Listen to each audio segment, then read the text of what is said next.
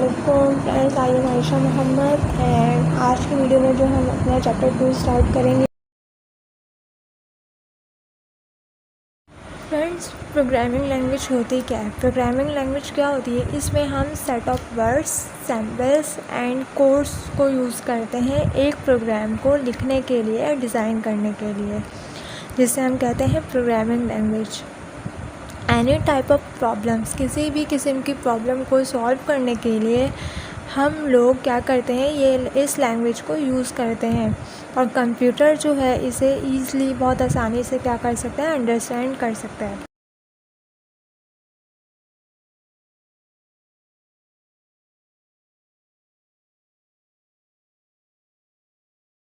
हमारे पास 2 types of होती हैं लो लैंग्वेज।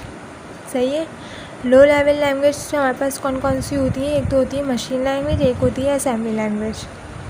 हम अभी हाई लेवल लैंग्वेज भी पढ़ेंगे कि हाई लेवल लैंग्वेज किस किस तरह की होती है, लेकिन अभी हम देखते हैं कि लो लेवल लैंग्वेज जो है वो क्या, कौन कौन सी होती हैं। एक तो होती है मशीन लैंग्वेज। सही है। इसमें जो हम होती है, जो हम इंस्ट्रक्शंस देते हैं वो देते हैं बाइनरी फॉर्म में दी जाती है। इसके अंदर इंस्ट्रक्शन मतलब 1 और 0 की फॉर्म में। ये वो लैंग्वेज है जो ओनली, सिर्फ और सिर्फ कंप्यूटर ही इसको क्या कर सकता है, समझ सकता है। ह्यूमन जो है इसे आसानी से नहीं समझ सकते। सही है। मशीन लैंग्वेज को हम क्या कह सकते हैं, फर्स्ट जनरेशन लैंग्वेज भी मशीन लैंग्वेज को कहा जाता है। असेंबली लैंग्वेज कौन सी होती है? ये भी लो लेवल लैंग्वेज है। इसमें सैम्पल्स को बाइनरी कोड के बजाय, मतलब यहाँ बाइनरी कोड नहीं यूज़ करते सैम्पल्स के लिए, और यहाँ जो हम सैम्पल्स को हम जो कहते हैं असेंबली लैंग्वेज में, वो कहते हैं मिनीमोनिक्स कहते हैं सैम्पल्स को। असेंबली लैंग्वेज में प्रोग्राम लिखने और या फिर इसको समझना, असेंबली लैंग्वेज में एक प्रोग्राम को लिखना और समझना क्या होता है, बहुत आसान होता है। यहाँ पर हम मॉडिफाई कर सकते हैं ईज़िली एक प्रोग्राम को as compare to machine language. और असेंबली लैंग्वेज को हम क्या कहते हैं, सेकंड जनरेशन लैंग्वेज भी हम इसे कह सकते हैं। हाई लेवल लैंग्वेज कौन सी होती है और किस तरह की होती है? एक हाई लेवल लैंग्वेज एक प्रोग्राम की डेवलपमेंट को, मतलब अगर हमें कोई प्रोग्राम बना रहे हैं तो वो उसे क्या बनाती है, यूज़र फ्रेंडली बनाती है हाई लेवल लैंग्वेज। सही है। हाई लेवल लैंग्वेज का जो फोकस होता है वो प्रोग्रामिंग लॉजिक, जो प्रोग्रामिंग लॉजिक होती है उसके ऊपर होता है, हार्डवेयर कंपोनेंट्स के ऊपर नहीं होता। हाई लेवल लैंग्वेज को मशीन कोड में ट्रांसलेट, अगर हम एक हाई लेवल लैंग्वेज लिख रहे हैं और अगर हमें उसे मशीन कोड में ट्रांसलेट करना है तो उसके लिए हम क्या यूज़ करते हैं, कंपाइलर एंड इंटरप्रेटर, जो हम पढ़ चुके हैं, या जो हमने अपनी पिछली वीडियो में हमने देखा था कि कंपाइलर इंटरप्रेटर होता क्या है। तो यहाँ पर हाई लेवल लैंग्वेज हम यूज़ करते हैं ताकि एक मशीन कोड को ट्रांसलेट कर सकें कंपाइलर एंड इंटरप्रेटर के लिए। यहाँ पर कंपाइलर एंड इंटरप्रेटर की हमें ज़रूरत पड़ती है ताकि हम मशीन कोड को ट्रांसलेट कर सकें। हाई लेवल लैंग्वेज में इसकी टाइप्स कौन कौन सी होती है? पहली टाइप्स होती है प्रोसीजर लैंग्वेज, जिसे हम कहते हैं थर्ड जनरेशन लैंग्वेज। सही है। इसमें प्रोग्राम को डिज़ाइन किया जाता है यूजिंग मॉड्यूल्स या प्रोसीजर्स। सही है। प्रोसीजर एक सीक्वेंस ऑफ इंस्ट्रक्शंस है, और अगर आप एक प्रोग्राम को डिज़ाइन करते हैं तो अगर आपने एक लिख लिया है, एक बार इसे डिफ़ाइन कर दिया है या डिक्लेयर कर दिया है, तो आप उसको बार बार यूज़ कर सकते हैं। ये एक कंप्यूटर प्रोग्रामिंग लैंग्वेज होती है जिसके अंदर हम लोग सेट ऑफ कमांड्स को यूज़ करते हैं। यहाँ पर हमारे पास ऑर्डर्स फॉलो किए जाते हैं प्रोसीजर लैंग्वेज में।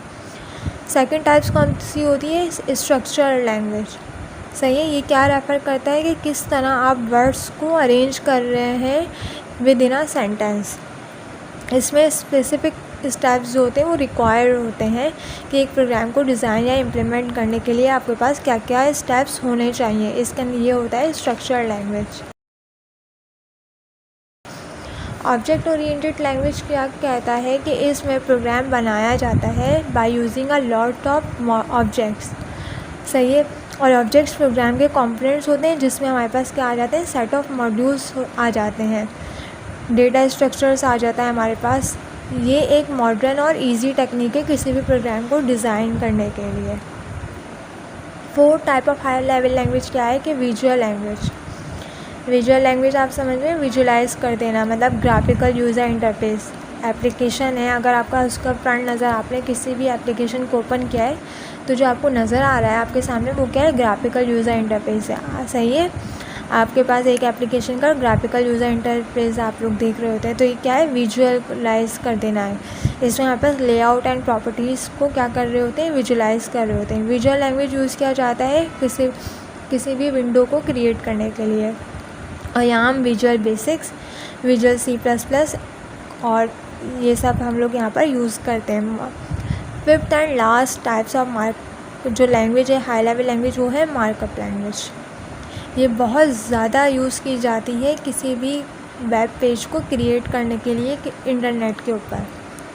इसमें styles, layout and other elements आ जाते हैं और यहाँ पर हम लोग HTML, XML, ASP वगैरह यूज़ करते हैं।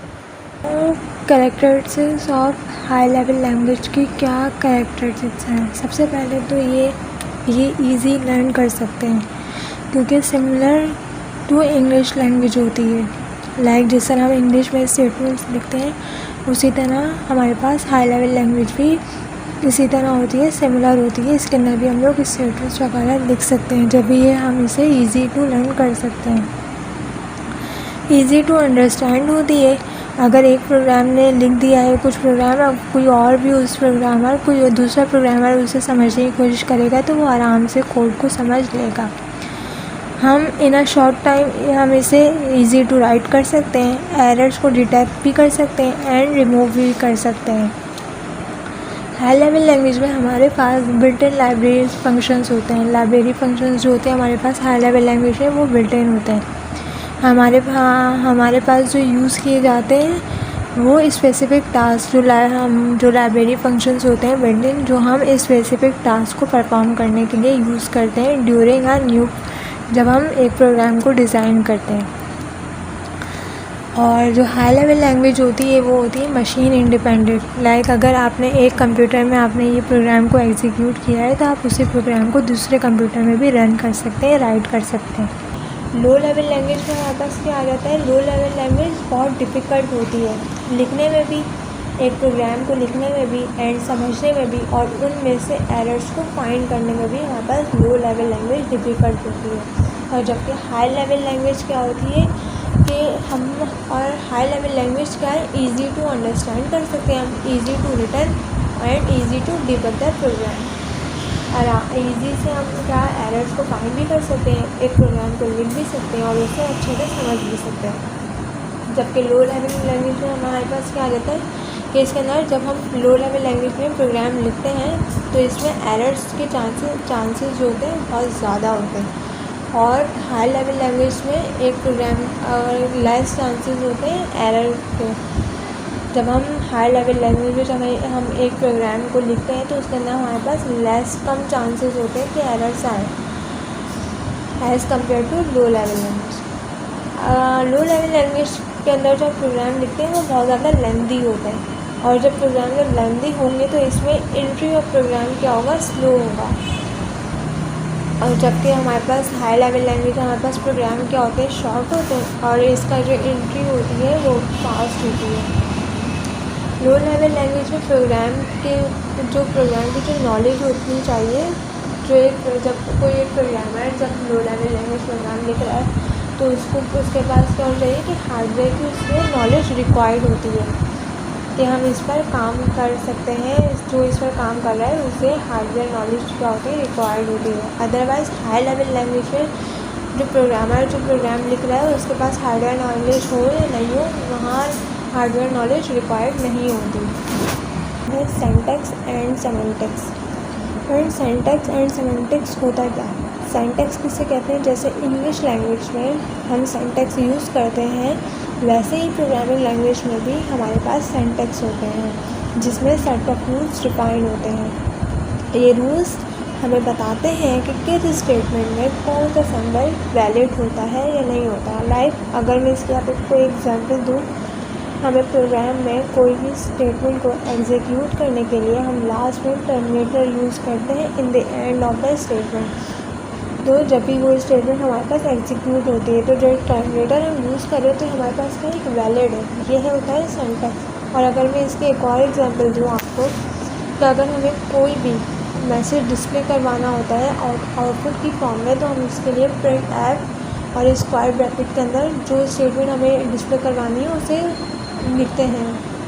तो ये प्रिंट ऐप और स्क्वायर ब्रैकेट में, तो ये क्या है, ये भी हमारा क्या है, एक सिंटैक्स है। अच्छा, तो और फ्रेंड अगर मैं बताऊँ कि सेमेंटिक्स क्या होता है, तो इन रूल्स के मीनिंग को, जो रूल्स हमने सिंटैक्स में लिखे हैं, अब उनकी मीनिंग को हम सेमेंटिक्स कहते हैं। सेमेंटिक्स क्या करता है कि रूल्स की मीनिंग को डिफाइन करता है, मतलब सेमेंटिक्स इन रूल्स को डिस्क्राइब करता है एक मीनिंगफुल वे में। सही है। अगर एक सेमेंटिक्स की आप एक एग्जाम्पल लें, हमें 2 वेरिएबल्स को मल्टीप्लाई करना है, एक्स एंड वाई को, और फिर उसका जो रिज़ल्ट होगा वो हम कहाँ स्टोर करवाएंगे, एक प्रोडक्ट के वेरिएबल में। तो प्रोडक्ट किसके बराबर हो जाएगा, एक्स मल्टीप्लाई बाय वाई। तो ये जो लिखा हुआ है, जो एक सेंटेक्स है, वो हमें नज़र आ रहा है कि हम उसके अंदर 2 वेरिएबल को मल्टीप्लाई करवा कर और उसका रिज़ल्ट कहाँ स्टोर करवा रहे हैं, प्रोडक्ट के अंदर। तो ये होता है हमारे पास सेमेंटिक्स, जो कि डिस्क्राइब करता है एक मीनिंग को, हर सेंटेक्स की मीनिंग को डिस्क्राइब कर रहा है। तो सेमेंटिक्स किसी भी प्रोग्राम की सीक्वेंस को डिस्क्राइब करता है कि कैसे हम इस प्रोग्राम को सॉल्व करते हैं। फ्रेंड्स, हमने पढ़ा है syntax, semantics, low level language, high level language. Okay friends, अल्लाह हाफिज़। आज की वीडियो में इतना ही, नेक्स्ट वीडियो में मिलते हैं।